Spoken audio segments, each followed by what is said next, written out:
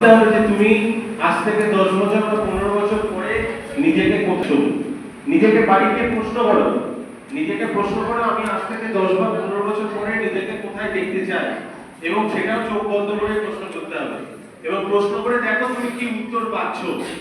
এবং যে উত্তরটা পাবে, হতেই পারে আজ থেকে 15 বছর পরে কারোর মনে হতে পারে যে আমি একজন প্রফেসর হব, কারোর মনে হতে পারে আমি একজন টিচার হব, কারোর মনে হতে পারে যে আমি একজন ইন্ডাস্ট্রিয়ালিস্ট হব, আবার কারোর মনে হতে পারে আমি আর্টিস্ট হব, কারোর সোশ্যাল অ্যাক্টিভিস্ট মনে হতে পারে, আবার এটা হতে পারে যে কারোর পলিটিশিয়ান হওয়ার ইচ্ছা হলো। সেটা প্রত্যেকেই ঠিক। ইভেন এটাও হতে পারে কারণ এটাই মনে হবে যে ঠিক আছে অনেক তো হলো, 15 বছর পরে তো বিয়ে না করে সংসার করবো, আমার ভাবার দরকার নেই। কোনোটাই ভুল নয়। আমার জীবনে আমি কি চাইছি সেটা একমাত্র কনস্ট্যান্ট। এইটা তো আমি প্রথমে শুরু করলাম, আমাদের যেটা ভালো লাগে আমরা তার জন্য অপেক্ষা করি না। এই যে দেখো ওরা কথা বলছে, ওরা অপেক্ষা করছে, সামনে কেউ কিছু বলছে, অপেক্ষা করছে। তাকে কিন্তু আমি কাউকে কিছু বলি না, ওদেরকেও কিছু বারণ করি না, যেমন টিচাররা বারণ করে। আমি কেন বারণ করি না বলতো? কারণ এই ধরো যারা আমার কথাটা ভালো করে শুনছে, আমি মনে করি তারা তো ওদের থেকে একটু এগিয়ে গেল।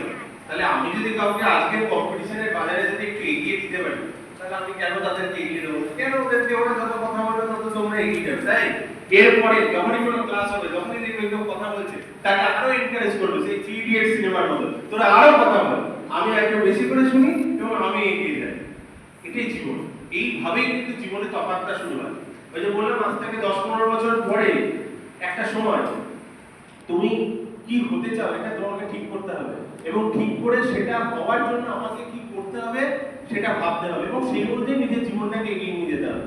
কারণ এটা খুব বাস্তব, আজ থেকে 10-15 বছর পরে আমি যদি সেখানে পৌঁছতে না পারি, তাহলে কিন্তু আমার জীবনে সফলতা এলো না। আমার পাশে যে বন্ধুটা বসে আছে সে সফল হলো কিনা সেটা দিয়ে আমার সফলতা মেজার্ড হয় না। আমার পাশের বাড়ির ছেলেটা বা মেয়েটা কি চাকরি করছে বা কি করছে সেটাতেও আমার সফলতা মেজার্ড হয় না। আমি কি চেয়েছিলাম, আমি সেখানে পৌঁছতে পারলাম কিনা, সেটাই হচ্ছে সবথেকে গুরুত্বপূর্ণ। ঠিক আজকে যেমন ধরো এই বয়সে তোমরা মাধ্যমিক দিয়েছো, মাধ্যমিকের পরে তোমাদের একটা সিদ্ধান্ত নিতে হয়েছে যে আমি সায়েন্স নিয়ে পড়বো না আর্টস নিয়ে পড়বো। তারপরে তোমরা এখানে হচ্ছে উচ্চ মাধ্যমিকে রেজাল্ট করার পর তোমরা ঠিক করেছো কোন কলেজে পড়বো, এবার সেই কলেজে পড়লে হচ্ছে কোন সাবজেক্ট নিয়ে পড়বো। এবার কেউ পছন্দের কলেজ পেয়েছো, কেউ পছন্দের কলেজ পাওনি, কেউ পছন্দের সাবজেক্ট পেয়েছো, কেউ পছন্দের সাবজেক্ট পাওনি, কেউ যাই হোক, যার সবকিছু পছন্দসই হয়েছে সে আজকে খুশি আছে, তার রেজাল্ট ভালো হচ্ছে। আর যে পছন্দসই পায়নি তার মন খারাপ, তার আফসোস হচ্ছে কেন মার কথা শুনেছিলাম, কেন বন্ধুর কথা শুনলাম, কেন ওর কথা শুনলাম, কিন্তু আফসোস করে সময়টা ফেরত পাওয়া যায় না। তাহলে এনএসএস হলো এমন একটা প্ল্যাটফর্ম যে প্ল্যাটফর্ম থেকে আমরা শিখতে পারি যে কনফিডেন্টলি নিজের ডিসিশনটা নিজে নিতে হবে।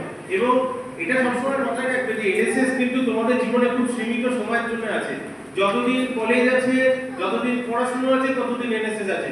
তারপরে তুমি চাইলেও এনএসএস করতে পারবে না। তাই যতদিন এনএসএস করা সম্ভব, এনএসএস এমন একটা প্ল্যাটফর্ম, এনএসএস আমাদের শেখায় যে জীবনটা কিভাবে বাঁচতে হয়, জীবনে কিভাবে, যে আমাদের প্রত্যেকের জীবনে প্রবলেম আছে, এমন কোনো মানুষ নেই যার প্রবলেম নেই। আবার এটাও ঠিক ততটাই সত্যি যে আমরা প্রত্যেকদিন রোজ একটা করে প্রবলেমকে সলভ করি বলে রোজ একটা নতুন প্রবলেম আমাদের জীবনে আসে।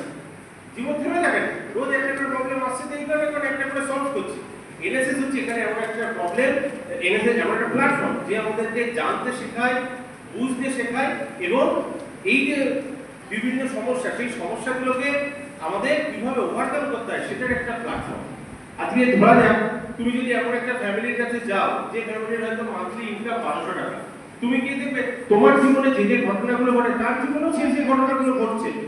তার পিছনে তার জীবনেও স্কুলে যেতে হচ্ছে, তার বাড়ির লোককে, তার বাড়ির লোককেও হচ্ছে ফাংশনে যেতে হয়, তার বাড়ির লোকের বাড়িতেও পূজা হয়, তার লোকের বাড়িতেও অসুস্থ হয়। কিন্তু সেই লোকের সাথে যদি তুমি কথা বলো, তার লাইফস্টাইল থেকে তুমি অন্তত এইটুকু জানতে পারবে, এই কনফিডেন্স তোমাকে দেবে যে কোনো একদিন যদি আমার কাছে টাকা না থাকে আমার জীবনটা শেষ নয়, জীবনটা তখনও চলবে। এইটা এনএসএস শেখায়।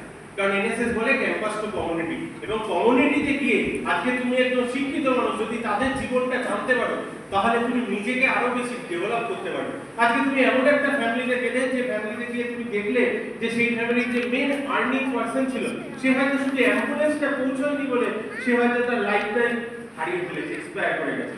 সেদিন তোমার মনে হবে এই কলেজের ডিপার্টমেন্টের 10 জনের নম্বর সেভ করার থেকে 10টা অ্যাম্বুলেন্সের নাম্বার সেভ করে রাখাটা বেশি গুরুত্বপূর্ণ। আমরা তো প্রয়োজনে বুঝি, আমরা ঠেকে শিখি, কিন্তু থেকে শেখার থেকে এনএসএস এমন একটা প্ল্যাটফর্ম যে বলে যে তুমি কমিউনিটিতে যাও এবং কমিউনিটির মানুষদের সাথে মেশো, মেশলে হয়তো অনেক কিছু তুমি শিখতে পারবে। এই মানে আমি তোমাদের সামনে যিনি ন্যাশনাল অ্যাওয়ার্ডে রয়েছে, ন্যাশনাল অ্যাওয়ার্ডে সৌমিক চ্যাটার্জি, আপনার হয়তো দুবার আমি বলে দিই। তো হচ্ছে ও একটা নিজে থেকে একটা প্রোগ্রাম লঞ্চ করেছিল, মানে আমি আমার মতো করে বক্তৃতা দিয়ে অত সেখানে থাকি না, ও একটা প্রোগ্রাম লঞ্চ করেছিল বিভিন্ন জায়গায় মানুষের সাথে গিয়ে কিছুক্ষণ কথা বলা।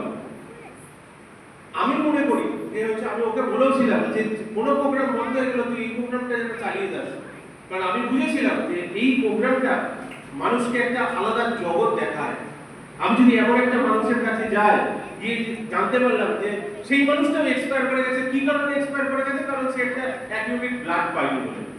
তো সেদিন আমি রিয়েলাইজ করব যে আমার এলাকায় কোথায় ব্লাড ব্যাংক আছে এবং সেই ব্লাড ব্যাংকে কার সাথে যোগাযোগ করলে ব্লাড পাওয়া যায়, আমার সেই নম্বরগুলো মোবাইলে সেভ করে রাখা দরকার।